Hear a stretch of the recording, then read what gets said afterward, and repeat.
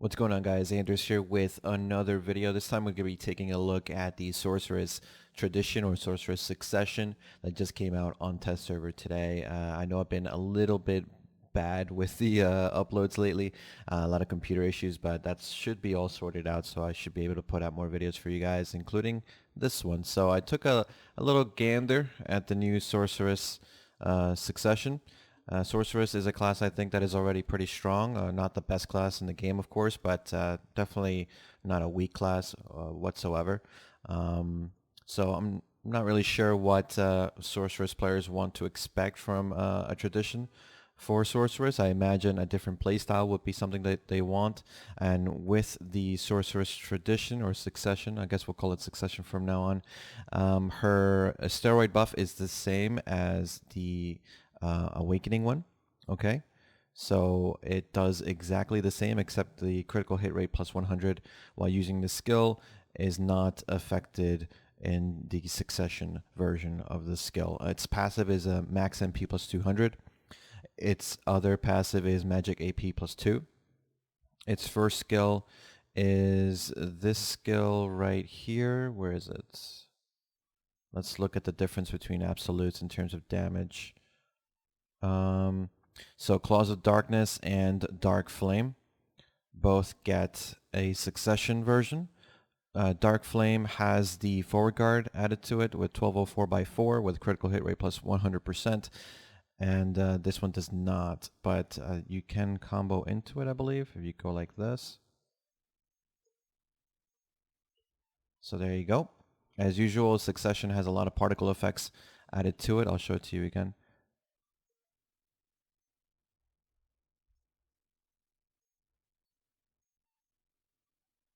There it is. You can spam it if you want, but obviously it's going to do less damage. And then Dark Flame is like that.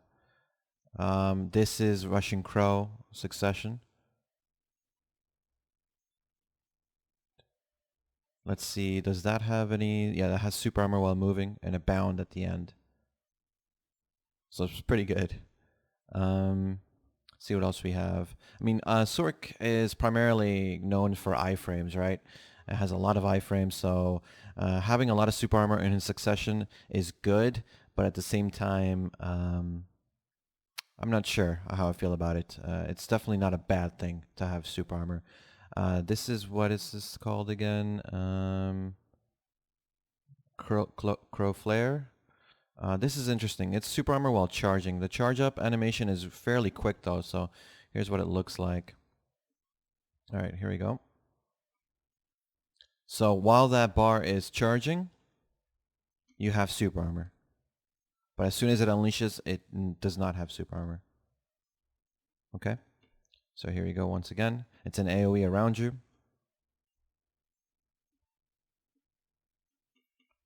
There you go.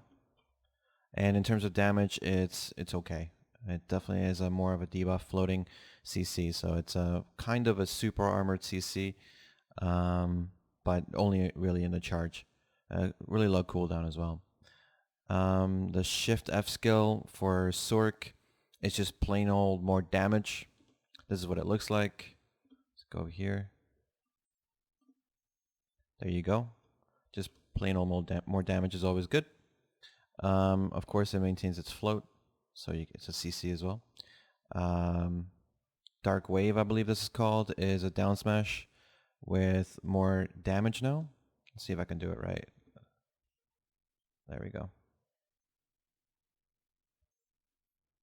There you go. The last hit is an explosion. As you saw, let's do it again. So it's 4 waves, 2, 3, 4, and an explosion. So the explosion is a radius, like a circular radius there. And I believe this is not protected, so it's just a down smash. We talked about Dark Flame. A Stinger is a stiffness. It's pretty much the same. So it travels some good speed as well. There you go. Mobility's there. We talked about Crow. So now this, what is this called again? Let's see. This one is an interesting skill because it where is it? Where is it? Where'd it go? Here we go. Bloody Calamity. It's usually the health regen skill, right, for PvE.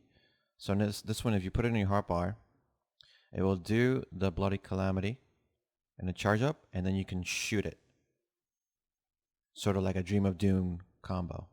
It's a long cooldown, so we'll wait a little bit until it comes back. But it does hefty damage. You do recover HP, 92 per every good hit. Does bleeding damage as well. It does accuracy minus 12% for 10 seconds on good hits. It's a very, very strong skill. Let's do it again. So it charges up, does it, and then you can launch it. And does some pretty good damage there. Probably my favorite skill for the new Sorc Succession. Pretty cool looking. We'll talk about these two awakening skills in a second. Dream of Doom, of course, gets a Succession version. It has knockdown, more damage, and accuracy bonus on it. This is what it looks like. Well, I'll show you the 100% first, since we're already charged up. This is your 100% for Succession. Pretty dramatic. I'll show it to you. There you go. Pretty cool, I have to say. And let's look. Okay, so this is the normal one. Pretty common. There you go. Dream of Doom, always a nice skill. Now this one, Abyssal Flame, I think it's called. Let me see. It's down here, I think. Yeah, Abyssal Flame is 720 by 1, 720 by 3. It's a knockdown. And here it's just more damage. Accuracy bonus, HP recovery, plus 50 on good hits, knockdown as well, and creates max 2 shards. So I believe we do this. And there you go. I'll do it again for you guys. Charge it up. And there you go.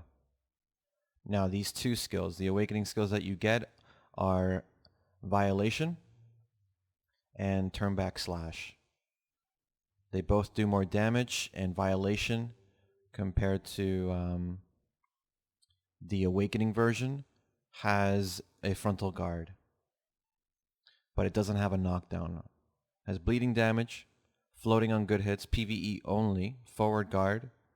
But the awakening version has a floating on PvP, a knockdown on chop attack. So if you cancel the scythe movement, and still has bleeding damage and stuff. Does it maintain magic DP minus? Yes, it does. Other than that, it's just a forward guard. This is what it looks like. Pretty cool looking. Low cooldown. Here it is again.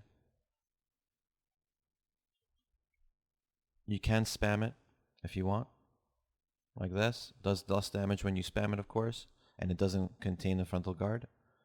And the Turn Back Slash, let's see, this has bound and some damage, and I believe this is just the same, but more damage.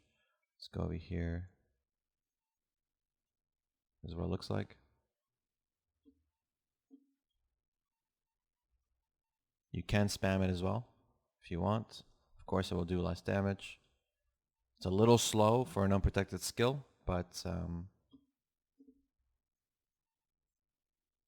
there you go.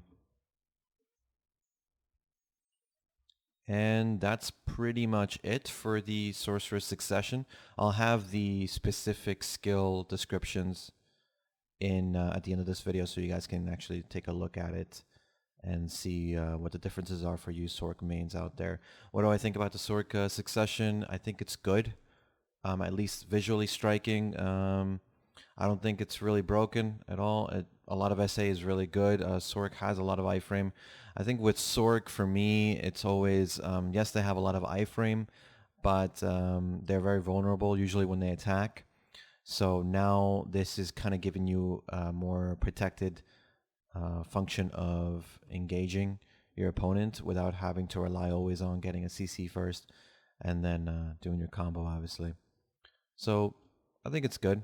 I don't think it's amazing. I don't really think that it will be better than the awakening. Usually these successions don't seem to really be something that take over your awakening, but hard to say really until people who really know their class get their hands on it and see what the successions can do.